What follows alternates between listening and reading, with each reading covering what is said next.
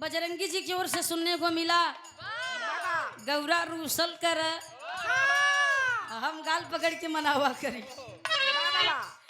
रूसल करा हम मनावल करी। पति पत्नी की भाई मोहब्बत है, प्रिया माने पत्नी।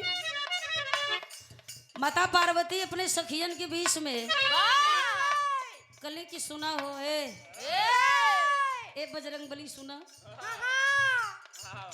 हमारे दुल्हा के, अरे हमारे नहीं पार्वती माता बतावत है कि हमारे दुल्हा के न रहे के मकान बना दे हैं पे कपड़ा, झारखंड में रहते हैं। झारखंड मतलब वह कैलाश पर्वत। माता पार्वती प्यार से झारखंड का ना ना कले कि हमारे दुल्हा के लगे तो कुछ नहीं बा, लेकिन जवन चीज हो ना दुनिया का चेतनी मेहरारू हुई है, केहू के दुल्हा में पावर न हुई। ए सखी सुना अपने सैया को अहमियत हम बताओ थी, कहली सुना का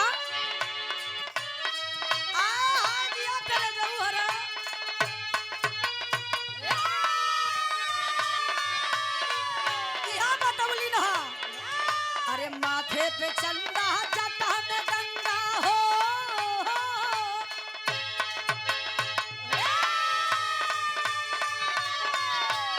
हमारे दुल्हा के पास घर द्वार ना बा, लेकिन हाउ का माथे पे चंदा जाता में गंगा, अंगों में भस्म लगावेला, माथे पे चंदा जाता में गंगा, अंगों में भस्म लगावेला,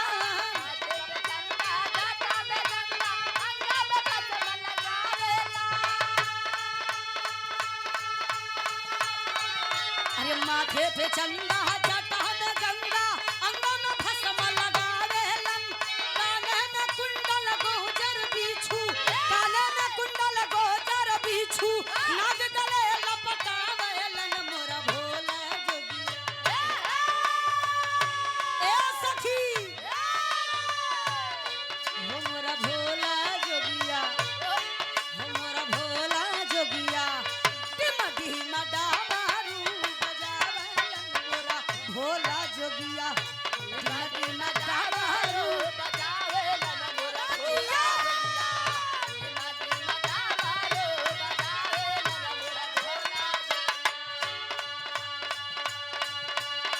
कली की हुआ हमार दुल्हा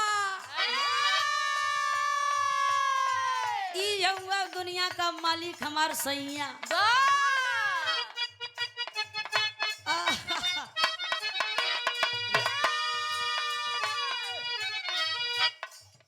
अरे सैया नागिन मोरा रही रही रही रही रही रही रही रही रही रही रही, अरे सैया नागिन मोरे राजा नागिन मोर दुल्हा नागिन, सैया नागिन मोरे राजा नागिन मोर दुल्हा, बजरंगी सैया नागिन मोरे राजा नागिन मोर दुल्हा नागिन, अरे सैया नागिन मोरे राजा नागिन मोर दुल्हा नागिन। हम पतरी कली सुना हमार बउरहू जो भी आ जाता है उ ना सोचलन कि एके देई कि ना देई, जा यो मस भस्मासुर के भोलेनाथ कला जा तथास्तु। अब भस्मासुर को नजर पड़ल माई पार्वती पर, कल सरे हाय हाय एनहल हाय दे तनहल चला जाए। बाबा भोलेनाथ का बड़ी झंझट, जो भी मांगता था बाबा भोलेनाथ दे दिया करते थे, चाहे जो आ जाता। अरे सैया नगीना मोरे राजा नगीना मोरे दुल्हा नगीना,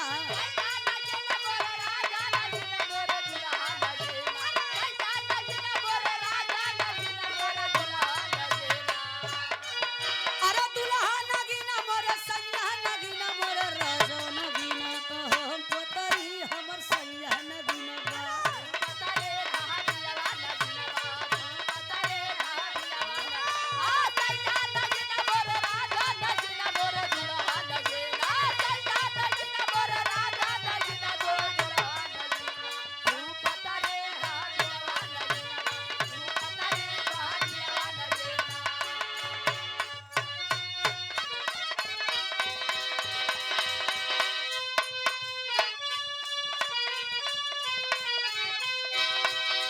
जिला बलिया से 60-70 लाठा आप पूर्व जाएंगे सीधा पूरब, तो वहां पर पेवर खाटी पूर्वी चलती है। अब पूर्वी में बड़ा करेजा लगेला, ऐसे ना गवाला ये बाबू। अब तनी से एक झलक हो जा मास्टर की से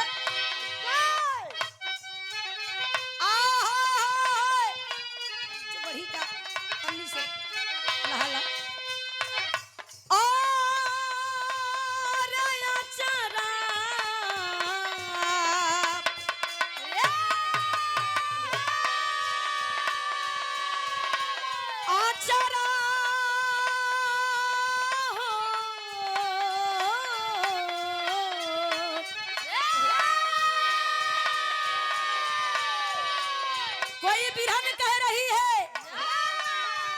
आचर भीज गइल बा,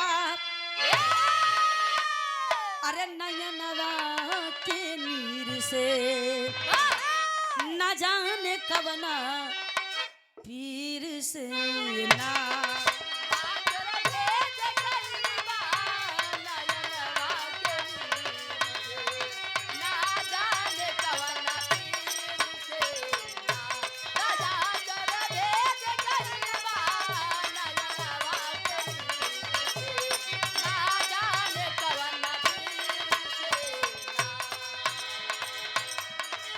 सिर पे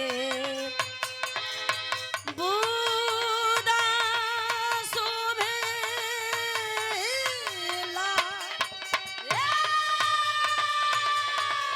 सिर पे बूदा शोभेला चमके चांद जैसा, सिर पे बूदा शोभेला चमके चांद जैसा, सिर पे बूदा शोभेला